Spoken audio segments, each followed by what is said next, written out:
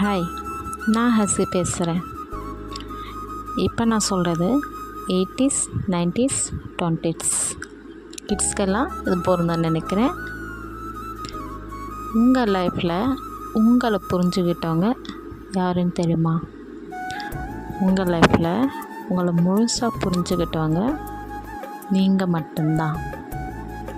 ஏன்னா உங்களுக்கு தான் தெரியும் யார்கிட்ட எப்படி பேசணும், எப்படி பழகணும், எப்படி நடந்துக்கணும், எப்படி பதில் சொல்லணும் வரைக்கும் உங்களுக்கு மட்டும்தான் தெரியும்.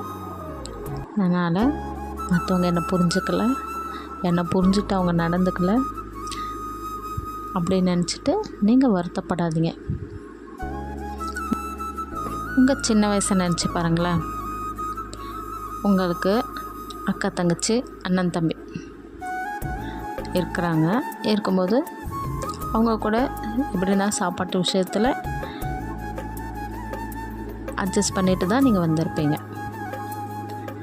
எப்படி இருந்தாலும் ஃபுல்லாக வாங்கிட்டு வந்து அப்படியே ஃபுல்லாக உங்களுக்கு கொடுக்க மாட்டாங்க இல்லையா? எப்படி இருந்தாலும் ஷேர் பண்ணி தான் உங்களுக்கு கொடுத்துருப்பாங்க. ஸோ உங்களுக்கு உங்கள் மனசில் அது ஒரு அட்ஜஸ்ட்மெண்ட் அப்படின்ட்டு உங்களுக்கு அது தோணிருக்கும். அதுக்கப்புறம் படிக்கிற வயசில் பார்த்திங்கன்னா அங்கேயும் அட்ஜஸ்ட்மெண்ட் கண்டிப்பாக இருக்கும். உங்கள் ஃப்ரெண்ட்ஸ் சர்க்கிளில் டீச்சர்ஸ் என்ன சொன்னாலும் ஓகே, எல்லாத்தையும் நீங்கள் அட்ஜஸ்ட் பண்ணிட்டு வந்திருப்பீங்க. ஒரு ஸ்டூடெண்ட் இருக்காங்கன்னா சொல்லவே வேணாம், அவங்க தான் நிறைய அட்ஜஸ்ட் பண்ணியிருப்பாங்க. ஏன்னா அவங்க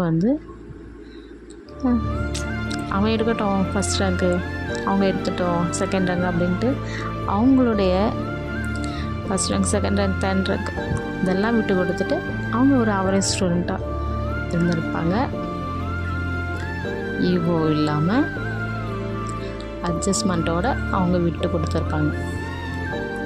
நெக்ஸ்ட்டு அவங்க ஒர்க் பண்ணுற இடத்துல பார்த்திங்கன்னா அவங்களுக்கு மேலதிகாரி இல்லை சக ஊழியர்கள் பிடிக்கலோ அவங்க என்ன சொல்கிறாங்களோ அதுக்கேற்ற மாதிரி நீங்கள் அட்ஜஸ்ட் பண்ணிட்டு தான் வந்திருப்பீங்க, அட்ஜஸ்ட் பண்ணிட்டு தான் போயிட்டுருக்கீங்கன்னு வச்சுக்கோங்க. இதெல்லாம் ஃபுல்லாகவே அட்ஜஸ்ட்மெண்ட்டாக போயிட்டுருக்குன்னு வச்சுக்கோங்க. ஈகோ இருந்தாலும் ஈகோ காமிச்சிக்க மாட்டீங்க. அப்படி காமிச்சாலும் அட்ஜஸ்ட் பண்ணிட்டு தான் போகணும் அப்படின்ட்டு நீங்கள் அட்ஜஸ்ட் பண்ணிட்டு தான் வந்திருப்பீங்க. பட் உங்கள் வாழ்க்கைன்னு வரும்போது அதில் மட்டும் ஏன் அட்ஜஸ்ட்மெண்ட் இருக்க மாட்டேங்குது? யாரும் சொல்ல பார்த்தீங்களா? உங்கள் லைஃப் பார்ட்னர் கூட தாங்க. ஒரு ஹஸ்பண்ட் அவங்க ஒய்ஃப் கிட்ட, ஒய்ஃப் அவங்க ஹஸ்பண்ட் கிட்ட அட்ஜஸ்ட்மெண்ட் இல்லை. இப்போ எங்கே பார்த்தாலும் டைவர்ஸ் தான். நீங்கள் கடந்து வந்த பாதையில் இல்லை இப்போ நீங்கள் நடந்துக்கிற இதில் எல்லாத்துலேயும் ஆப்ஷன் இல்லை. ஆனால் வாழ்க்கைன்ற அந்த ஒரு இதில் மட்டும் நீங்கள் ஆப்ஷன் வைக்கிறீங்க. அந்த ஆப்ஷன் தான் டைவர்ஸ். பிடிக்கலையா டைவர்ஸ்க்கு அப்ளை பண்ணிக்கிறது, பிரிந்து வாழ்ந்துடலாம், சரிப்பட்டு வராது அப்படின்ற முடிவுக்கு வந்துடுறீங்க. இவ்வளோ எத்தனை ஒரு 20 இயர்ஸ், 30, 40 இத்தனை வயசு நீங்கள் அட்ஜஸ்ட் பண்ணிட்டு வந்திருப்பீங்க.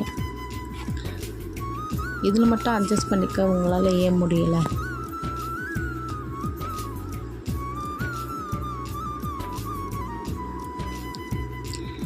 லைஃப் பார்ட்னர்ஸ் கூட எதிர்பார்ப்பு வச்சுக்காதுங்க.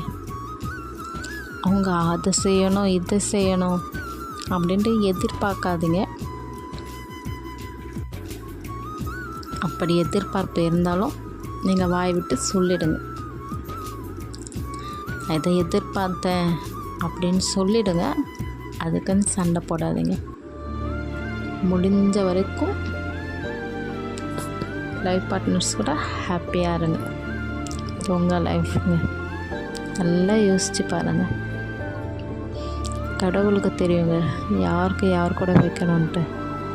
ஸோ எல்லாருமே கெட்டவங்க, எல்லாருமே கோவக்காரங்க அப்படியெல்லாம் சொல்ல முடியாது. எல்லாருமே நல்லவங்க தான்.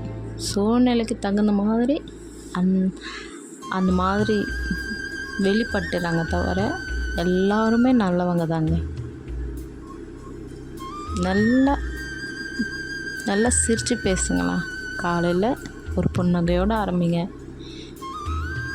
ஈவினிங் நைட்டு தூங்கும்போது பேசிட்டு சிரிச்சுட்டு நிம்மதியாக தூங்குங்க. நிம்மதியாக தூக்கம் வரும். நல்லா யோசித்து பாருங்கள். ஒரே ஒரு லைன் சொல்லிக்கிறேன், பிடிக்கலன்னா ஸ்கிப் பண்ணிடுங்க. ஸ்நேகிதனே என்ன சிந்தனைடா.